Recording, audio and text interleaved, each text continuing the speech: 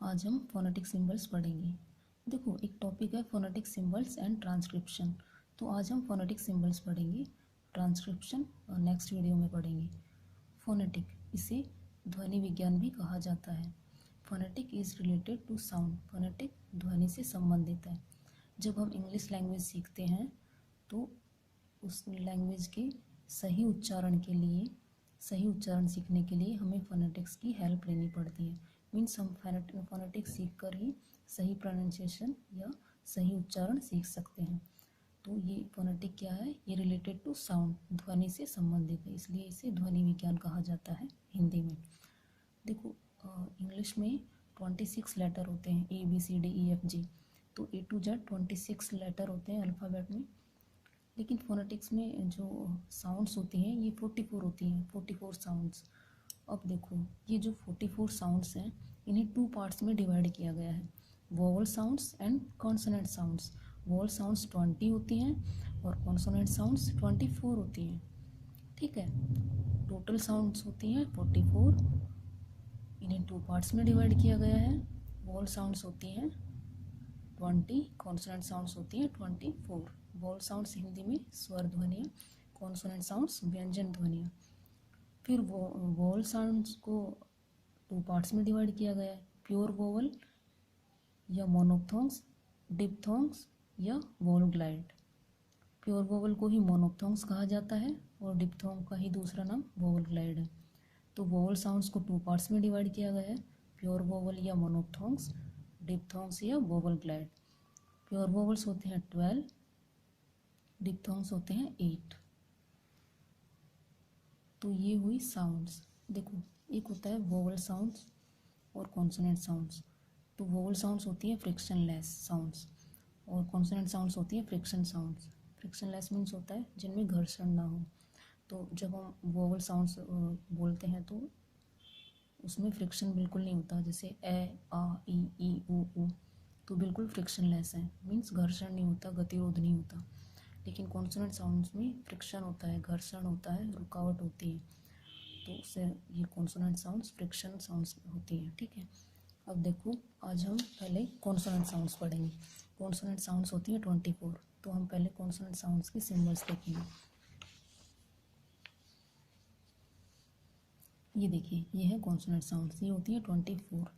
ये consonant sounds हैं और ये इनके सिम्बल्स हैं। सिम्बल्स को ऐसे बार में लिखा जाता है, ऐसे बार में। ठीक है, ये साउंड क्या है? प। सिंबल क्या है? ये जो इंग्लिश के पी अक्षर जैसे लिखा हुआ है, पी लेटर जैसे। प पेन, ब बैग, ट टैन, ड डॉग, क कैट, ग गो, च चैन, ज जंप। देखो, इन्हें आपको ध्यान में रखना है, च और ज। ठीक है, ये सिंबल्स हैं, ये साउंड्स हैं और ये एग्जाम्पल्स हैं। च चिन, ज जंप, फ फैन, व वाइन, थ थिक, द दिस, स सिन, ज जू, श शी। ये है ज, इसे इस तरह से बोला जाएगा, ज ज ज प्लस जर। इसमें और इसमें डिफरेंस है। ये है जू, ज जू। ये है सज प्लस जर। ह हैट, ल लैग, म मैन, न नोज, ग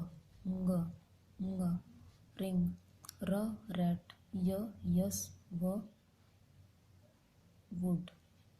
ये जो W का सिंबल है इसकी साउंड क्या होगी? व, वुड। तो ये हुए सिंबल्स, कॉन्सोनेंट सिंबल्स हैं जो कि 24 होते हैं। ठीक है, अब जो ये 24 सिंबल्स हैं, साउंड्स हैं, इनमें से 9 होती हैं वॉइसलेस साउंड और 15 होती हैं वॉइस्ड साउंड्स। तो आपको सिर्फ ये 9 लर्न करनी है, जो बच गई वो 15 वॉइस्ड साउंड है वो अपने आप लर्न हो जाएंगी, सिर्फ आपको 9 लर्न करनी है। तो ये वॉइसलेस साउंड्स क्या होती हैं? प, ट, क, थ, स, फ, श, ह और च। तो ये है आपके कॉन्सोनेंट साउंड्स। आपको ये सिंबल्स लर्न करने हैं और ये बहुत आसान है। 2 या 4 बार आप इन्हें लिख कर प्रैक्टिस करोगे तो ये आपको अच्छे से लर्न हो जाएंगे। ठीक है, नेक्स्ट वीडियो में हम वोवल साउंड्स पढ़ेंगे। तब तक के लिए थैंक यू।